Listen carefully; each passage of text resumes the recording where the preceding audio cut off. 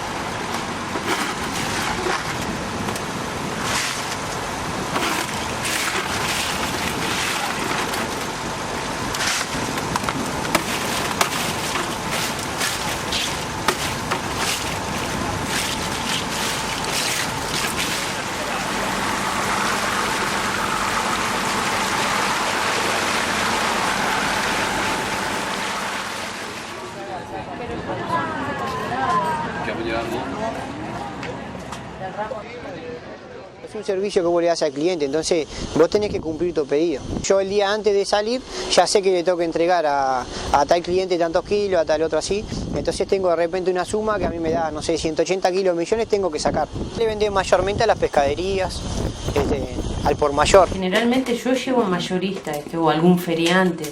Tengo 1 o 2 feriantes, pero no voy a los carritos, voy a la casa, viste, que pienso que ellos han de tener, aparte de la feria, tendrán alguna venta más, ¿verdad? Pues yo te encargo. Pero en sí son a mayoristas. Acuarios, Estrella Mar, todo eso. A veces voy sola, a veces voy acompañada, a veces llevo un muchacho que me ayuda. Tengo otro cliente que también me compra en gran mayoría y se ve que tiene pequeños clientes él a su vez. A un revendedor le vende. El proceso de ello, bueno, ya te digo, sacarlo de a uno, sacan la pulpa, se le saca el ombligo, después hay que lavarla muy bien, después se empaqueta en bolsita de 400 gramos más o menos. Después se lava, pasa por un proceso de congelamiento y se vende también lo mismo a pescaderías o a los restaurantes. Yo traigo el mejillón y después tenés gente que se dedica a eso. Generalmente son mujeres que lo hacen en su casa, que de repente tienen niños, no pueden salir a trabajar, qué sé yo, y lo hacen. Hay hombres también, pero mayormente un 90% son mujeres. En verano, buceado al mejillón, 5 kilos de mejillón te da 1 kilo de pulpa, 5 por 1, ¿viste? Sí. Más o menos. Sí. Cuando el mejillón empieza a adelgazar, ¿verdad? Empiezan a cuidar los autos, el mejillón te puede dar 8 por 1, te puede dar hasta 11 por 1, 14 por 1, depende de cómo esté, que ya es incomible, ¿no? Bueno, entonces lo único que nos quedó hacerlo pulpa, todo pulpa, y después colocarla. Salir a colocarla, ¿viste? Lo que pasa es que no es lo mismo que vos captures el mejillón y vayas y te den la plata, que después vengas, lo hagas pulpa, lo laves, lo embolses, lo peses y lo vendas.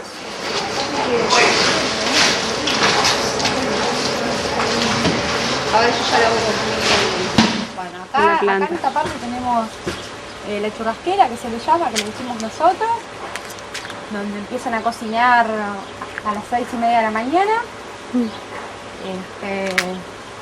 Estas son las latas, se cocinan con estas latas acá. El cocinero trae el mejillón para acá, trae las bolsas, las va depositando acá, a la derecha, y las va poniendo ahí, con las latas.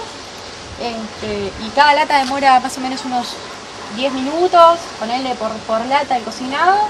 Y bueno, después se va poniendo en cajas, las agarra, las ponen acá para escurrir el mejillón, que no vaya con agua caliente. Y después de 2 o 3 minutos escurrido, ya se empiezan a hacer esquivas para llevar para adentro. Y bueno, y esa es toda la función que cumple el cocinero. Más o menos por día tiene una capacidad de 15, 16 bolsas para cocinar, siempre dependiendo de las cantidades que tenga, ¿verdad? Sí. Y bueno, y esa es la función que cumple él, solo el cocinado. Después tenemos adentro. Acá adentro tenemos toda la parte donde se deposita. El primer paso se deposita en estos cajones. Sí. ¿Ya? Estos cajones sirven para enjuagarlo 2 o 3 veces antes de echarlo a la mesa. ¿Ya? Pues acá adentro se echan las mesas, acá tenés las 3 mesas.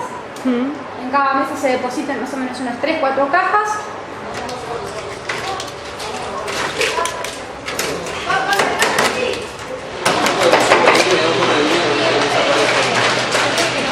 ¿Ahora qué es lo que están haciendo? Cáscara, mejillón con cáscara. ¿Y qué es lo que se le tiene que hacer? A esto se saca el pelito.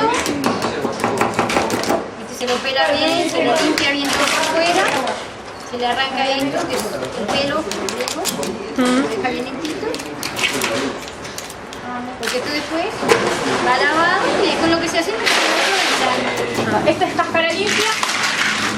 Esta es para hacer una provenzal. Ya está limpia, esta para fregar. Esta, si a vos te llaman y te dicen que tienen un pedido. Ahora si a mí me llaman y quieren 50 kilos, estos tanques tienen para más capacidad, un poquito más, yo acá 60 kilos más o menos. Si no tenemos acá también, que ya está pronta para consumir. La diferencia lo separa de horas. Por ejemplo, esta cáscara tiene 24 horas hechas, esta cáscara no, tiene apenas media hora de hecha. Y lo que lo separa es el tema del fresco. Pero en sí sirve todo para consumir. Hasta 3 días, más o menos, te sirve la cáscara para consumir, para mejillón a la provenzal. Y la pulpa no, la pulpa ya te dura mucho más. ¿En la caja? Porque la pulpa más de un mes no se puede tener. Está eso, y el mejillón con cáscara, que es el mejillón del mar entero, hay que venderlo de 2 días. Lo dejamos en la cámara reventando. Yo le vendo a los que le venden al supermercado, sí. Al cliente es por el tema del costo del mejillón, que si bien no ha crecido tanto, como en todos los órdenes de la vida, la gente ya no consume lo mismo. Viene menos gente en temporada de lo que venía antes también, ¿no? Mucho menos gente. Digo, Piriápolis antes era un lugar que, no sé, pero el doble de gente de lo que hay una temporada ahora había, tranquilamente.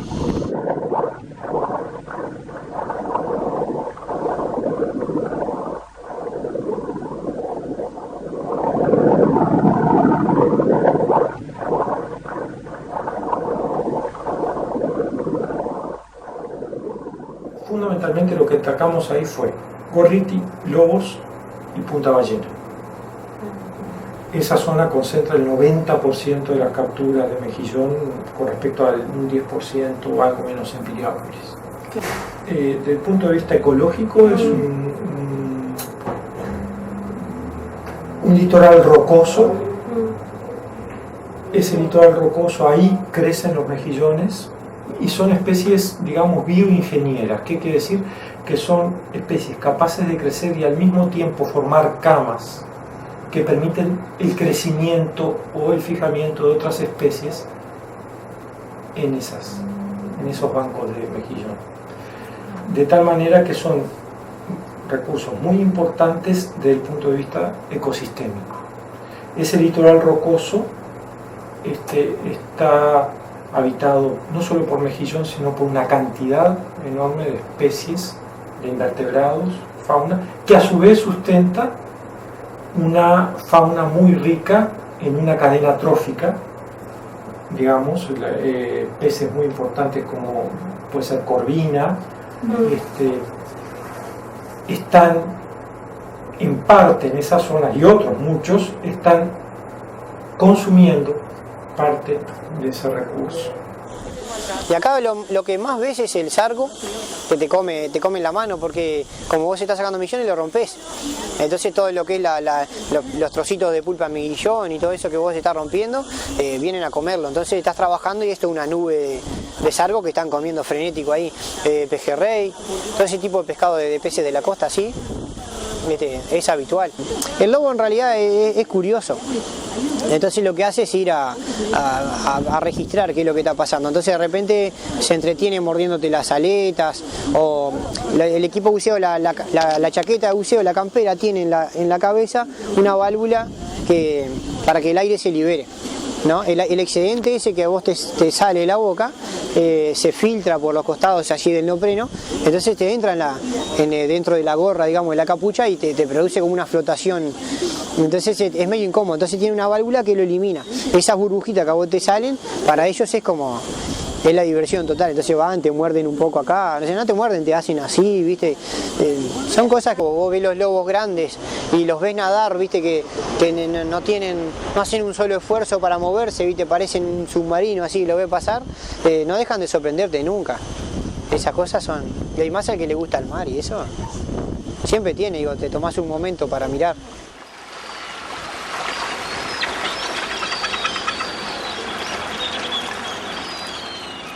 La introducción de especies invasoras se da por una cantidad de aspectos. En este caso específico yo no lo conozco, pero se da vienen en los cascos de los barcos, viene por deriva larval, viene porque las temperaturas, nuevamente el agua, se incrementan y favorecen la sobrevivencia en lugares donde no estaban acostumbrados a sobrevivir. Pero es muy común de muchas especies invasoras que vengan a través de la navegación.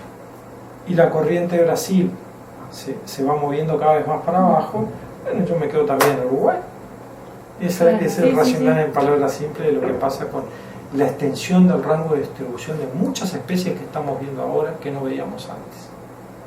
Y al mismo tiempo la ocurrencia de mortalidades masivas de especies acostumbradas a vivir en temperaturas más bajas, pero que ahora nosotros, al tener temperaturas más altas, genera mortalidades masivas. Para esas especies no están acostumbradas. Tenemos un estudio muy completo, por ejemplo, de mortalidades masivas de la almeja. De estudio tenemos fotos realmente impactantes. Y esto ha pasado no solo en el Atlántico, sino en otra almeja en el Pacífico.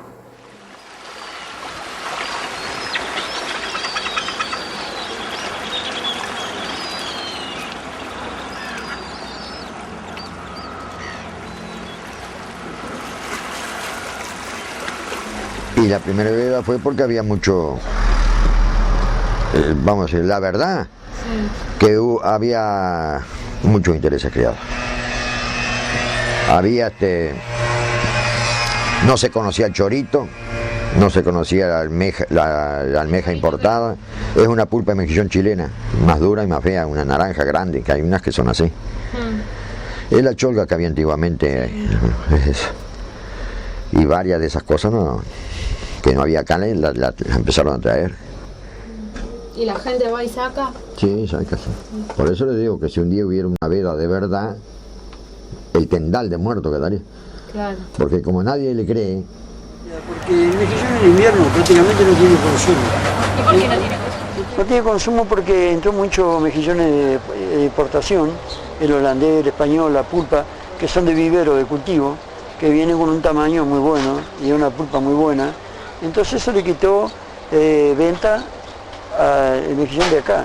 Lo que ocurre es que estamos compitiendo con mejillón que se importa, que entra del extranjero, y entonces el consumo se divide. Vendemos nosotros y vende esa gente que importa el mejillón. De Chile que se trae. Ese es el motivo por el cual hoy día nosotros vendemos menos, porque entra un mejillón de Chile que es de bastante buena calidad y a menor precio.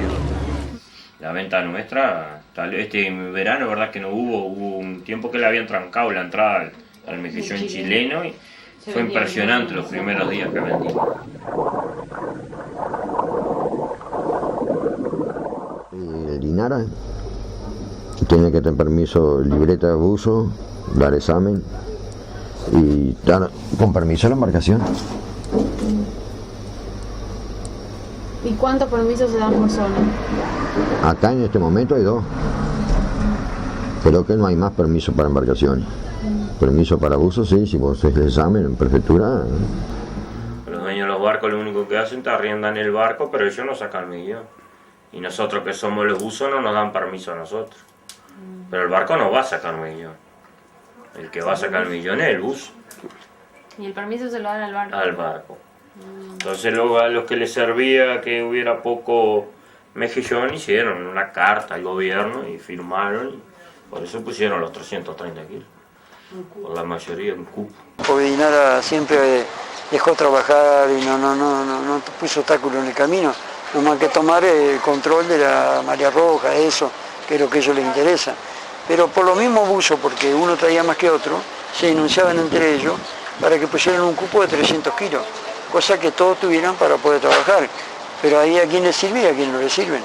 A Jorge Piazza no le sirve, a Fernández tampoco, porque ellos esperan la zafra para traer cantidad, 20 bolsas, 30, porque es zafral esto, no es todo el año.